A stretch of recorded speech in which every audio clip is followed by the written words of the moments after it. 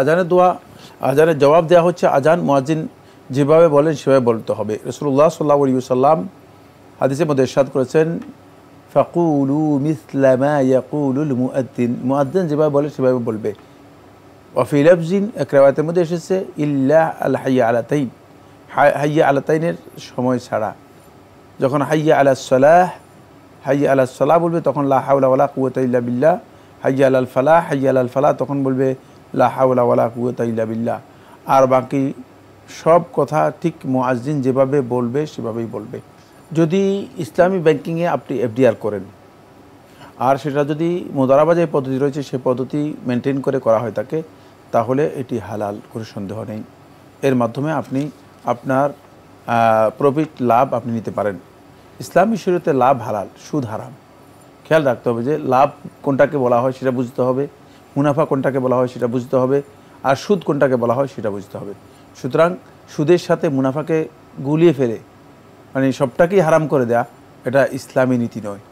যারা আসলে ইন্টারেস্ট কাকে বলে, প্রফিট কাকে বলে, দুইয়ের পার্থক্য বোঝে না, তারাই মূলত এই ধরনের কাজ করে থাকেন। সুতরাং যদি সেটা মুদারাবা পদ্ধতিতে হয়ে থাকে তাহলে সেটা প্রফিট হবে, আর প্রফিট গ্রহণ করা আপনার জন্য জায়েজ, আপনি করতে পারেন। আমরা জানলাম বিষয়টি সম্পর্কে। প্রিয় দর্শক, আরও একটি ইমেইল পাঠিয়েছেন উম্মে আবদুল্লাহ, লিখেছেন, আমাদের এলাকাতে খেলার মাঠে হিন্দুদের পূজার সময় পূজা অনুষ্ঠান তারা পালন করেন, আবার দুই ঈদের জামাত ঈদের সময় একই স্থানে অনুষ্ঠিত হয়। এমন ক্ষেত্রে কি এই মাঠে ঈদের সালাত আদায় করলে আদায় শুদ্ধ হবে? আবার কিবলামুখী একটা শহীদ মিনার আছে যা একটা সাইডে অবস্থিত, যা কিছু মুসল্লির সামনাসামনি হয় সালাতে দাঁড়ালে, এমন ক্ষেত্রে সালাত কি শুদ্ধ হবে?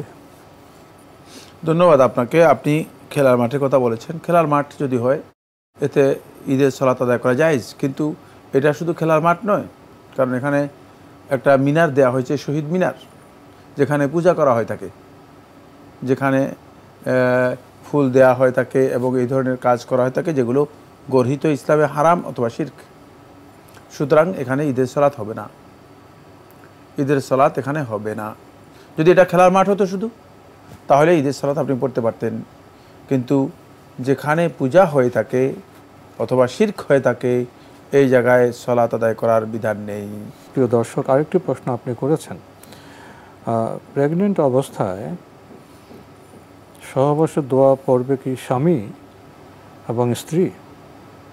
সহবাসের দোয়া পড়বে স্বামী, স্ত্রী পড়বে না। জি, আমরা জানলাম বিষয়টি সম্পর্কে। প্রিয় দর্শক, আমাদের হাতে আরও একটি ইমেল পাঠিয়েছেন রেজাউর রহমান মধু শহীদ, সিলেট থেকে, লিখেছেন, আজানের জবাব দেওয়ার জন্য কি কি বলতে হয়? মুয়াজ্জিন যা যা বলেন ঠিক তা বললে কি আজানের জবাব দেওয়া হয়ে যাবে, নাকি আলাদা আলাদাভাবে কোনো দোয়া আছে আজানের জবাব দেওয়ার জন্য? একটু বিস্তৃতভাবে জানাবেন। ধন্যবাদ ভাইকে। আজানের দোয়া আজানের জবাব দেওয়া হচ্ছে আজান মুয়াজ্জিন যেভাবে বলেন সেভাবে বলতে হবে। রাসূলুল্লাহ সাল্লাল্লাহু আলাইহি ওয়াসাল্লাম হাদিসের মধ্যে ইরশাদ করেছেন, ফাকুলু মিসলা মা ইয়াকুলুল মুয়াজ্জিন, মুয়াজ্জিন যেভাবে বলে সেভাবে বলবে। ওয়া ফি লাফজিন, এক riwayতের মধ্যে এসেছে, ইল্লা আল হাইয়া আলাতাইন, হাইয়া আলাতাইনের সময় ছাড়া। যখন হাইয়া আলাস সালাহ, হাইয়া আলাস সালাহ বলবে তখন লা হাওলা ওয়ালা কুওয়াতা ইল্লা বিল্লাহ। হাইয়া আলাল ফালাহ, হাইয়া আলাল ফালাহ তখন বলবে লা হাওলা ওয়ালা কুওয়াতা ইল্লা বিল্লাহ। আর বাকি সব কথা ঠিক মুয়াজ্জিন যেভাবে বলবে সেভাবেই বলবে। এটা হচ্ছে আজানের জবাব, এটা হচ্ছে আজানের জবাব। জি, এর জন্য আলাদা কোনো দোয়া নেই, আজানের জবাবের কোনো আলাদা দোয়া নেই, তবে আজানের পরে আলাদা দোয়া রয়েছে।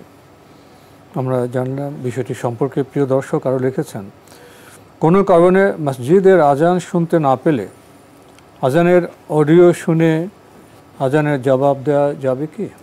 না, আজানের অডিও শুনে আজানের জবাব দেওয়ার বিধান নেই। কোনো ব্যক্তি যদি আজানের আওয়াজ শুনে থাকে অডিও অথবা টেলিভিশনে অথবা রেডিওতে, তাহলে আজানের জবাব দেবে না। আজানের জবাব দিবে মুয়াজ্জিনের আজান শুনে। তুমি যেখানে বসবাস করতে সেখানে মুয়াজ্জিনের আজান শুনে, আজান না শুনে জবাব দেবে, মসজিদের আজান শুনে তারপরে জবাব দেবে। আজান না শুনে জবাব দিবে কেন? জবাব দেওয়ার কোনো দরকার নেই।